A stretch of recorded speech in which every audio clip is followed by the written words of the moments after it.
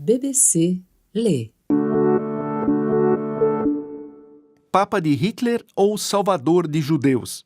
Quem foi Pio XII e por que seu papel na Segunda Guerra segue polêmico? Reportagem de Juan Francisco Alonso, da BBC News Mundo, publicada pela BBC News Brasil em 25 de setembro de 2023. Lida por Thomas Papon. O mais atroz das coisas más, das pessoas más, é o silêncio das pessoas boas. Essa frase, atribuída ao líder indiano Mahatma Gandhi, ilustra perfeitamente a polêmica que durante décadas envolveu a figura de Eugenio Maria Giuseppe Giovanni Pacelli, que entre 1939 e 1958 ocupou o trono de São Pedro no Vaticano, sob o nome de Pio XII, especialmente pelas suas ações durante a Segunda Guerra Mundial. Uma polêmica que foi reavivada recentemente com a descoberta nos arquivos do Vaticano de uma carta enviada em 1942 por um padre jesuíta alemão, membro da resistência antinazista na Alemanha, ao secretário de Pio XII, Robert Lieber.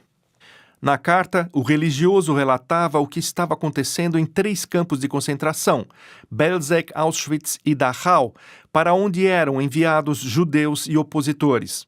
A descoberta da epístola confirma que altos funcionários do Vaticano, possivelmente incluindo o próprio Papa, tinham, há muito, conhecimento do extermínio dos judeus nos territórios ocupados pelas forças de Adolf Hitler, e, apesar disso, não o denunciaram publicamente.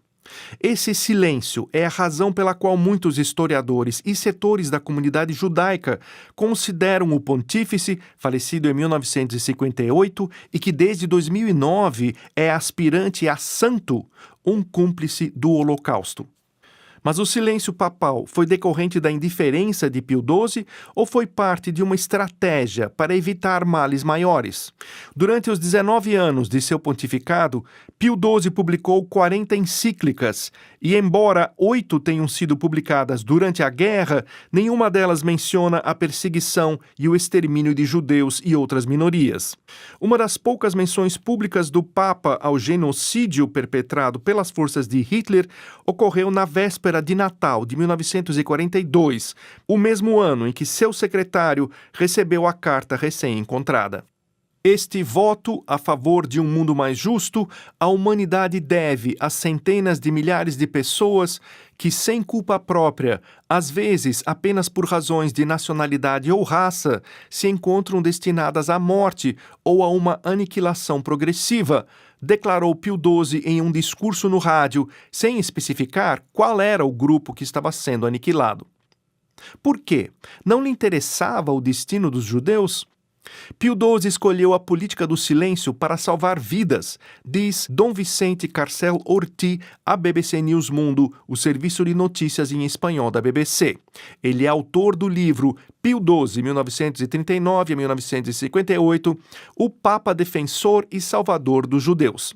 O historiador e pesquisador espanhol argumenta que o pontífice optou por não confrontar publicamente os nazistas para atingir 2 objetivos.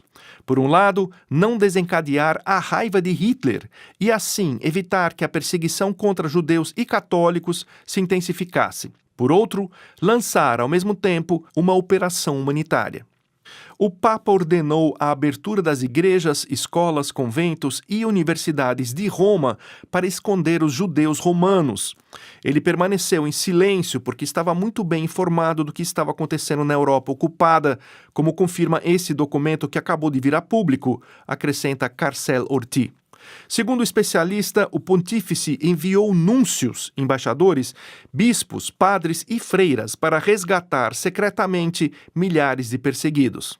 Alguns autores afirmam que até 900 mil pessoas conseguiram escapar dos campos de concentração graças a essa suposta operação.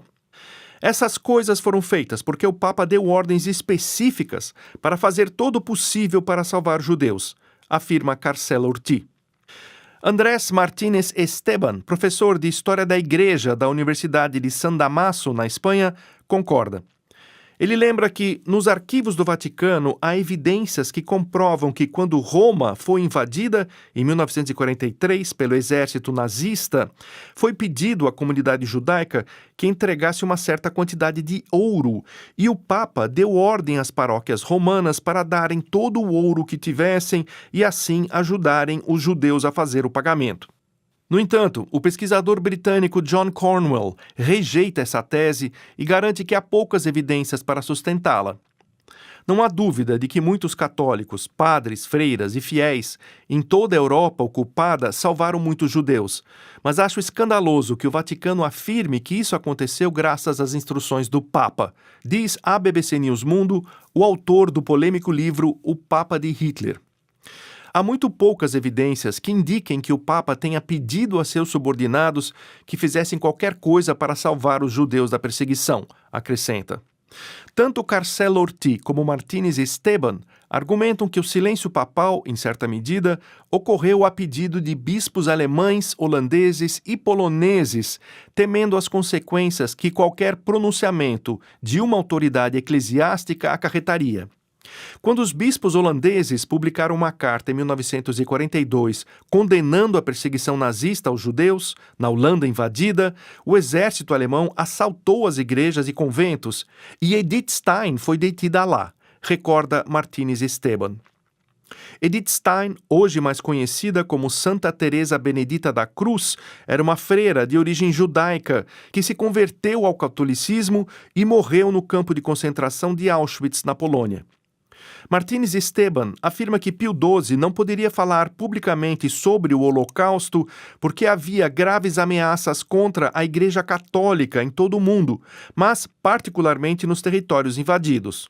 Não esqueçamos que Roma foi invadida pelos nazistas, diz ele. Por sua vez, Carcel Orti defende haver documentos que comprovam que Hitler planejou invadir o Vaticano e prender Pio XII, e depois levá-lo prisioneiro para a Alemanha, tal como Napoleão Bonaparte fizera com Pio VI 2 séculos antes. John Cornwell, por sua vez, diz que a atitude de Pio XII já era questionável antes do conflito. Suas ações antes da guerra foram muito favoráveis aos interesses nazistas, diz ele. Ele negociou, quando era cardeal em 1933, diretamente o Reichskonkordat, um tratado com a emergente Alemanha nazista, através da qual a Igreja Católica conseguiu continuar a desenvolver as suas atividades na Alemanha, especialmente mantendo as suas escolas abertas, e, em troca, prometeu não interferir em assuntos políticos, lembra. Essa negociação implicou que os religiosos fossem proibidos de fazer qualquer crítica ao Estado alemão, e graças a isso, os jornais católicos, que eram muitos, também desapareceram, diz Cornwell. Pio XII vinha de uma família romana aristocrata muito religiosa e com laços profundos com o papado. Seu avô paterno ocupou um alto cargo na Secretaria de Finanças do Vaticano durante o pontificado de Pio IX e um de seus primos foi assessor de Leão XIII. Em 1899, ele foi ordenado sacerdote e, embora nunca tenha realizado trabalho pastoral em uma paróquia, conseguiu ascender rapidamente.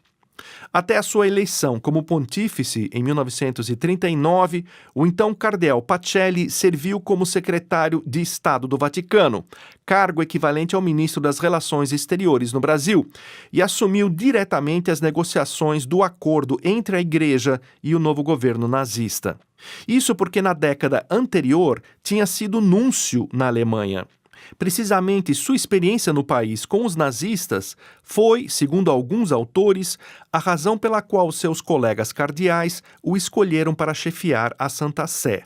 Eles acreditavam que suas habilidades diplomáticas serviriam para apaziguar a sede de guerra de Hitler.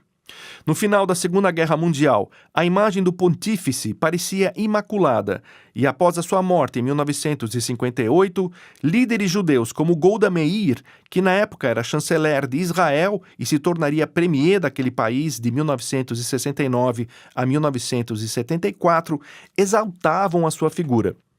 Durante os 10 anos de terror nazista, quando nosso povo passou pelos horrores do martírio, o Papa levantou a voz para condenar os perseguidores e se solidarizar com as suas vítimas, escreveu Golda Meir. O rabino-chefe de Roma durante a guerra, Israel Anton Zoller, não só se converteu ao catolicismo em 1945, como foi batizado com o nome de Eugênio em homenagem ao Papa. No entanto, isso mudou na década de 1960, quando o falecido escritor alemão Rolf Hochhuth publicou a sua obra O Vigário, na qual questionava o silêncio papal durante a guerra. Carcel Orti, entretanto, diz que Hochhuth foi financiado pelos serviços secretos da antiga União Soviética, que lançaram uma campanha difamatória contra a Igreja Católica nos anos mais duros da Guerra Fria. Mas qual era a motivação de atacar um papa já morto? Para o historiador, Pio XII era anticomunista ferrenho e contra ele foi implementada, logo após sua morte, uma grande campanha para desacreditá-lo. Chegaram a acusá-lo de ser colaborador dos nazistas, quando ele era exatamente o oposto, diz o especialista. Atribui-se a Pio XII a autoria da encíclica Mit brennender Sorge, com ardente preocupação, publicada em 1937 por seu antecessor, Pio XI, e na qual as políticas do regime nazista eram duramente condenadas. Contudo, em abril de 1939, em um discurso radiofônico, o pontífice mostrou o seu lado mais conservador ao declarar a sua imensa alegria pela vitória do general Francisco Franco na Guerra Civil Espanhola contra seus rivais republicanos e comunistas. Para o bispo de Roma, o triunfo dos militares garantiu que a Espanha continuaria a ser um bastião inexpugnável da fé contra os prosélitos do ateísmo materialista. Os especialistas, ouvidos pela BBC News Mundo, concordam que a decisão do Papa Francisco de abrir todos os arquivos do papado de Pio XII não ajudará a resolver a controvérsia. Não vão esclarecer nem obscurecer nada, mas vão dizer o que já sabíamos, e quem tem uma ideia pré-concebida dele não vai mudar de opinião, diz Carcel Orti. Para Martínez Esteban, não há interesse real em investigar as ações de Pio XII. John Cornwell, por sua vez, também não espera grandes novidades. Não há quase nada nos arquivos que indique o estado mental do Papa ou o que ele pensava pessoalmente. Não existem cartas ou diários privados. Portanto, o que muitos pesquisadores estão fazendo agora é adivinhar ou presumir quais eram as intenções de Pio XII, diz ele. Quando um Papa morre, é praxe queimar as suas cartas e diários privados. E embora em 2009 o polêmico pontífice tenha sido declarado venerável, o seu processo de beatificação está paralisado, não só pela polêmica que o rodeia, mas porque até agora não foi identificado nenhum milagre que pudesse ser atribuído a ele, segundo autoridades eclesiásticas. Você ouviu a reportagem Papa de Hitler ou Salvador de Judeus? Quem foi Pio XII e por que seu papel na Segunda Guerra segue polêmico? Publicada pela BBC News Brasil em 25 de setembro de 2023.